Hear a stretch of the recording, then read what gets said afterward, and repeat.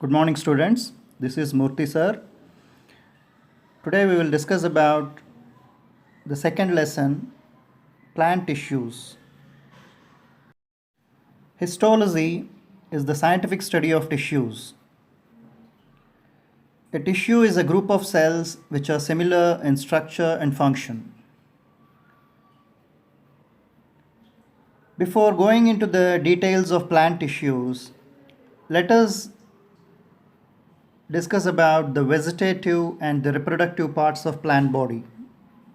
First, let us see the vegetative parts of plant body.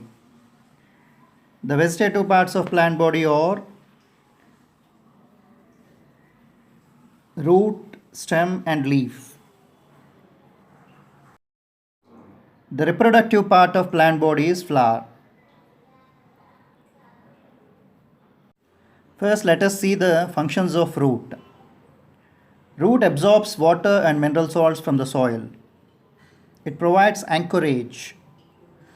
It fixes the plant body firmly in the soil. Students, earlier you learnt about the two types of root system. They are taproot system and fibrous root system. In dicot plants, taproot system is present. In monocot plants, fibrous root system is present. Here you can see the structure of taproot. If you look at the structure of root, one primary root will be there, which we call taproot. From that, secondary roots will arise, or lateral roots. Those secondary roots contain root hairs. When water is absorbed by the root, first root hairs will take that water through osmosis, and from root hairs through xylem vessels, this water passes into the lateral roots or secondary roots. From there it reaches the primary root or taproot. Now let us see the functions of stem. Stem allows the movement of water, mineral salts and food materials. Water and mineral salts pass through xylem tissue and food material through phloem tissue. Stem allows the shoot system to grow towards sunlight. It supports the growth of lateral branches. Here you can see the shoot system of a plant. On the stem, nodes will be present. There, new leaves will arise. Students, here you can see the internal structure of stem. It consists of xylem and phloem tissues. Xylem tissue transports water and mineral salts, and phloem tissue transports food material, that is glucose in the form of solution. Students, here you can see the orange colored portion is xylem tissue and blue colored portion is phloem tissue. Now let us see the functions of leaf, the food factory of the plant. Leaf performs photosynthesis and prepares food material, that is, it prepares glucose. Leaf performs gaseous exchange with the help of stomata. Leaf is responsible for transpiration. Entry of carbon dioxide into the leaf and exit of oxygen from the leaf takes place through stomata. Transpiration is loss of excess water from the plant body. It takes place through stomata. Students, here you can see the structure of leaf. It contains a stalk called petiole. It contains one midrib, and from that arises veins. Students, in this picture you can see the upper portion of the leaf contains chloroplast and chlorophyll pigment. They are present in parenchymatous tissue. And also you can see xylem and phloem tissues.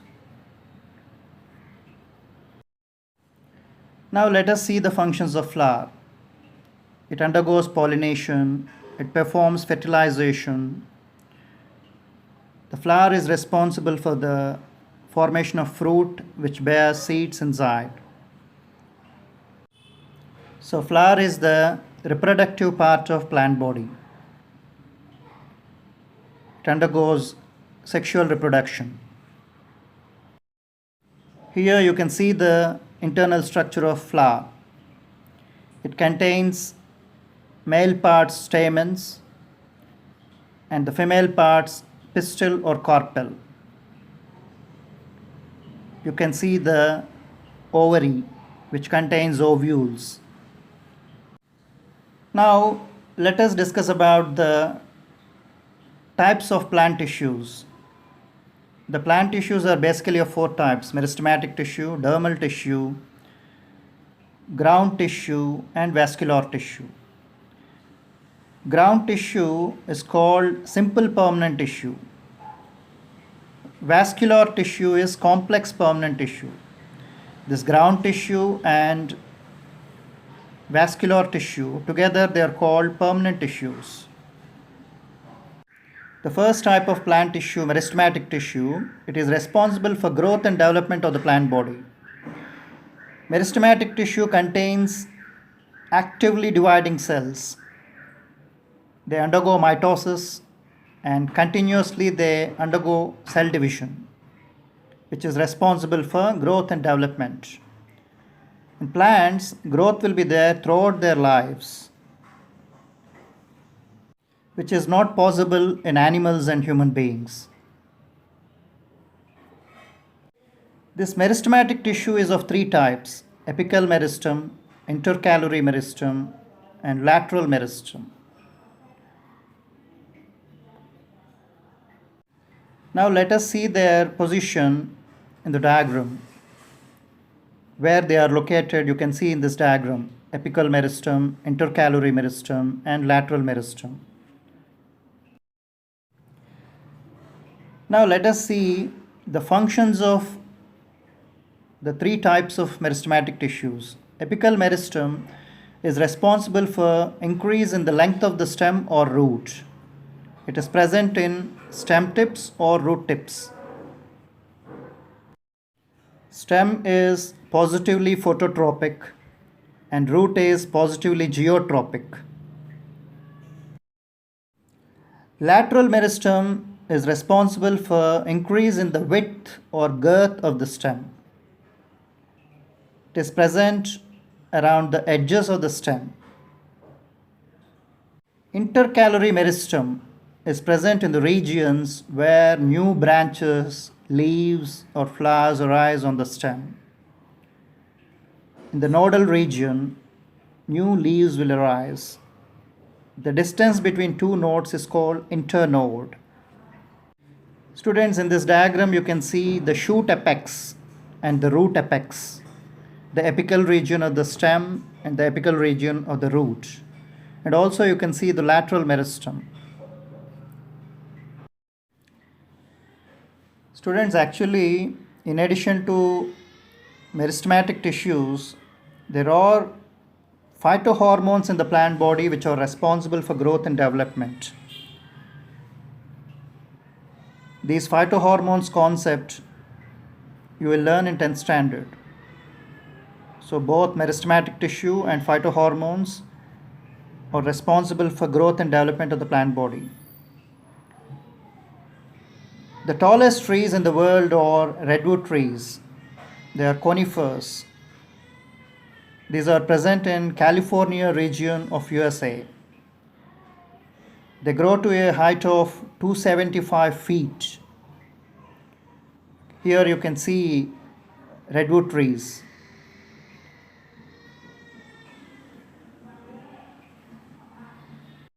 See, such a great height, 275 feet tall. It is really amazing, you know. Students, when we cut the branch of a tree, again new branch will grow in the course of time due to meristematic tissue. See, in practical day-to-day life, we will see in some places for the purpose of electric lines or cable wires, the branches of trees they will cut. And again after some period of time, these branches will grow. And we have seen during Hudhud cyclone time, many branches of trees were broken.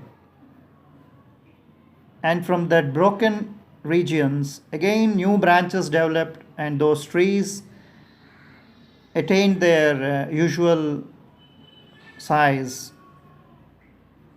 in the course of time. Students, now let us see the characteristics of cells present in meristematic tissue. Cells in the meristematic tissue are small in size and have thin cell wall. You know, the cell wall of plant cells is made up of cellulose. Cells of meristematic tissue are living with prominent nucleus and abundant cytoplasm. They are living cells. They are actively dividing cells, continuously dividing cells through mitotic cell division. Cells of meristematic tissue are compactly arranged without intercellular spaces. There will not be any air spaces between the individual cells in this type of meristematic tissue. Meristematic tissue contains continuously dividing cells, which is responsible for growth and development in the plant body. Students, the remaining concept we will discuss in the next class. Thank you, students. We'll meet again.